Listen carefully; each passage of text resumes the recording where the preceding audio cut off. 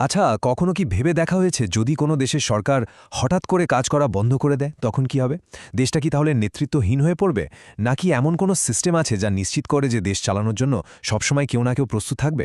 এইখানেই কিন্তু ছায়া মন্ত্রিসভার আইডিয়াটা আসে। চলুন আজ এই গভর্নমেন্ট ইন ওয়েটিং বা প্রস্তুত সরকার ব্যবস্থাটা কি আর এটা দক্ষিণ এশিয়ায় কিভাবে কাজ করছে সেই ব্যাপারটা একটু ভেঙে দেখা যাক। আর এই প্রশ্নটাই কিন্তু যে কোনো সংসদীয় গণতন্ত্রের একেবারে গোড়ার কথা। যখন ক্ষমতাসীন দল ঠিকমতো দেশ চালাতে পারছে না, তখন দেশটার কি হবে? নেতৃত্বহীন হয়ে পড়বে? নাকি পর্দার আড়ালে এমন কেউ আছেন যারা যে কোনো মুহূর্তে দায়িত্ব নেওয়ার জন্য তৈরি? এই যে একটা ক্ষমতার শূন্যতা তৈরি হওয়ার ভয়, ঠিক এই ভয়টারই প্রাতিষ্ঠানিক সমাধান হিসেবে কিন্তু ছায়া মন্ত্রিসভা বা গভর্নমেন্ট ইন ওয়েটিংয়ের জন্ম। আর দেখুন, এই কনসেপ্টটাই কিন্তু একদম হালের সময়ে বাংলাদেশের রাজনৈতিক অঙ্গনে বেশ নাড়াচাড়া ফেলে দিয়েছে।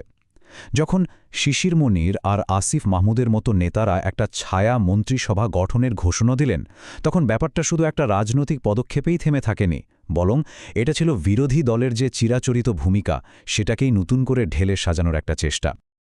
তো এই ছায়া মন্ত্রিসভার আসল ব্লুপ্রিন্টটা কোত্থেকে এলো? এর গোড়াটা খুঁজতে গেলে আমাদের যেতে হবে একদম যুক্তরাজ্যে, ওদের ওয়েস্টমিনিস্টার সিস্টেমে। কারণ ওখানেই এই ধারণাটা শুধু একটা থিওরি না, বরং রাজনীতির একটা একেবারে কোর বা মূল অংশ। বলা যায় সারা বিশ্বের জন্য একটা মডেল তৈরি করেছে তারা। তাহলে এই ছায়া মন্ত্রিসভা জিনিসটা আসলে কি? সহজ করে বললে এটা অনেকটা সরকারি মন্ত্রিসভার একটা আয়নার মতো। মানে সরকারের যেমন একজন অর্থমন্ত্রী আছেন, বিরোধী দলেও ঠিক তেমনি একজন ছায়া অর্থমন্ত্রী থাকবেন। শিক্ষামন্ত্রীর বিপরীতে থাকবেন ছায়া শিক্ষামন্ত্রী। আর এদের কাজ কিন্তু দুটো। প্রথমটা হলো সরকারের প্রত্যেকটা কাজের ওপর কড়া নজর রাখা, সেটার চুলচেরা বিশ্লেষণ করা। আর দ্বিতীয় এবং হয়তো সবচেয়ে জরুরি কাজটা হলো দেশের মানুষকে এটা বোঝানো যে দেখুন আমরাও প্রস্তুত, সুযোগ পেলে আমরাও দেশটা চালাতে পারি, আর আমাদের কাছে আরও ভালো পলিসি আছে। এখন একটা খুব ইন্টারেস্টিং ব্যাপার আছে যেটা প্রায়ই গুলিয়ে ফেলা হয়। সেটা হলো ছায়া মন্ত্রিসভা আর কিচেন ক্যাবিনেটের মধ্যে পার্থক্য। দেখুন, ছায়া মন্ত্রিসভা কিন্তু একটা পুরোপুরি ফর্মাল পাবলিক একটা ব্যাপার। এটা পার্লামেন্টারি সিস্টেমের অংশ, সবার সামনে কাজ করে আর সংসদের কাছে দায়বদ্ধ থাকে। আর অন্যদিকে কিচেন ক্যাবিনেট, ওটা হলো প্রধানমন্ত্রীর একেবারে ব্যক্তিগত কাছের কিছু উপদেষ্টাদের একটা ইনফর্মাল গ্রুপ। তারা কাজ করে পর্দার আড়ালে, তাদের জবাবদিহিতা শুধু প্রধানমন্ত্রীর কাছে। সোজা কথায়, একটা হলো প্রাতিষ্ঠানিক জবাবদিহিতার জন্য আর অন্যটা ব্যক্তিগত প্রভাব খাটানোর জন্য। দুটো একদমই আলাদা জিনিস। কিন্তু এই ওয়েস্টমিনস্টার মডেলটা এত মজবুত বা সফল কেন? এর কারণটা হলো এটা শুধু নামে ছায়ামন্ত্রী সভা নয়, এর পেছনে সত্যিকারের প্রাতিষ্ঠানিক ক্ষমতা আর সাপোর্ট আছে। যেমন ধরুন, বিরোধী দল সংসদে ডিবেট করার জন্য আলাদা অপোজিশন ডে পায়। বিরোধী দলীয় নেতার পদটা শুধু সম্মানের না, এর জন্য তিনি বেতনও পান। আর সবচেয়ে বড় যে ব্যাপারটা, সরকারের খরচের হিসেব রাখে যে পাবলিক অ্যাকাউন্টস কমিটি, সেটার চেয়ারে কিন্তু বসেন বিরোধী দলেরই একজন সদস্য। ভাবা যায়, এই যে প্রাতিষ্ঠানিক বর্ম, এটাই একে একটা শক্তিশালী প্রতিষ্ঠানে পরিণত করেছে। তো এটা তো গেল যুক্তরাজ্যের কথা। এবার একটু আমাদের কাছাকাছি আসা যাক। দক্ষিণ এশিয়ায়, বিশেষ করে ভারতে, এই মডেলটা নিয়ে অনেক পরীক্ষা নিরীক্ষা হয়েছে। কিন্তু ফলাফলটা বলা যায় বেশ মিশ্র। ভারত যেন একটা ল্যাবরেটরির মতো, যেখানে ওয়েস্টমিনস্টারের এই ব্লুপ্রিন্টটাকে নিজেদের রাজনৈতিক বাস্তবতায় খাপ খাওয়ানোর চেষ্টা করা হয়েছে। এখানে একটা জিনিস খেয়াল করার মতো, ভারতে এই পরীক্ষাগুলো কিন্তু জাতীয় পর্যায়ে হয়নি, হয়েছে মূলত রাজ্য স্তরে। মহারাষ্ট্রে বিজেপি শিবসেনা বা মধ্যপ্রদেশে কংগ্রেসের মতো দলগুলো এটা করেছে। কিন্তু আমার কাছে সবচেয়ে ইন্টারেস্টিং লাগে গোয়া আর কেরালার উদাহরণটা। কারণ সেখানে কোনো রাজনৈতিক দল নয়, বরং সুশীল সমাজের মানুষ, এনজিও, তারা এই উদ্যোগটা নিয়েছে। এর থেকে কি বোঝা যায়? বোঝা যায় যে সরকারের জবাবদিহিতা নিশ্চিত করার এই চিন্তাটা শুধু রাজনৈতিক দলগুলোর মধ্যেই আটকে নেই। তাহলে প্রশ্ন আসতেই পারে, ভারতে এই উদ্যোগগুলো ঠিকঠাকভাবে দানা বাঁধতে পারল না কেন?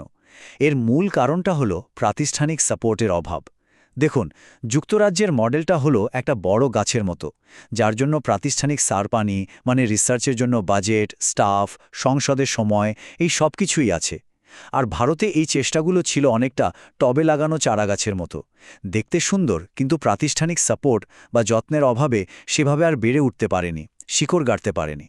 ভারতের এই অভিজ্ঞতাগুলো থেকে আমরা এখন সরাসরি চলে আসি বাংলাদেশের সাম্প্রতিক প্রস্তাবে। এখন দেখার বিষয় হল, এই নতুন উদ্যোগটা কি ভারতের অভিজ্ঞতা থেকে কিছু শিখবে, নাকি এটা ওয়েস্টমিনস্টার মডেলের মতো সফল হওয়ার একটা লক্ষ্য নিয়ে এগোচ্ছে? এর আসল উদ্দেশ্যটা কি, সেটা বোঝাটা খুব দরকারি। এই স্লাইডটা কিন্তু পুরো আলোচনার কেন্দ্রবিন্দু। এখানে আমরা দুটো মডেলকে পাশাপাশি রেখেছি। একদিকে দেখুন 2005 সালের মহারাষ্ট্র মডেল।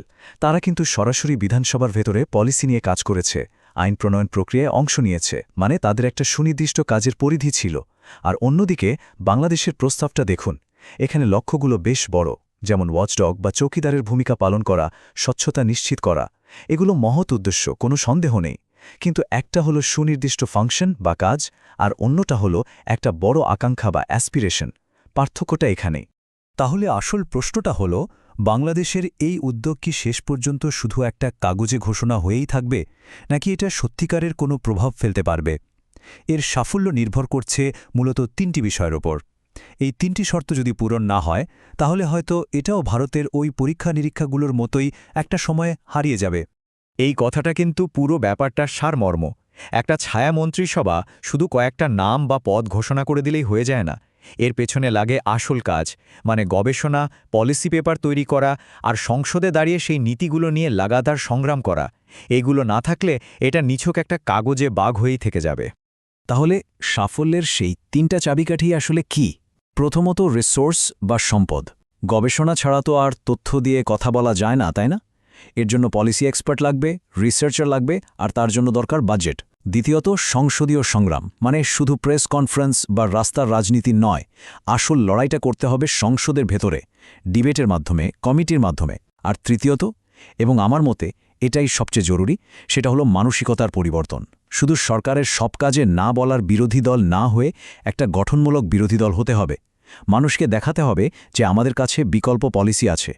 প্রমাণ করতে হবে যে আমরা শুধু বিরোধী দল নই, আমরা একটা গভর্নমেন্ট ইন ওয়েটিং বা প্রস্তুত সরকার। শেষ পর্যন্ত প্রশ্নটা কিন্তু শুধু একটা ছায়া মন্ত্রিসভা গঠন করা বা না করা নিয়ে নয়। আসল প্রশ্নটা আরও গভীর। বিরোধী দলের একটা নতুন কাঠামো কি একটা দেশের পুরো রাজনৈতিক সংস্কৃতিকেই বদলে দেওয়ার ক্ষমতা রাখে?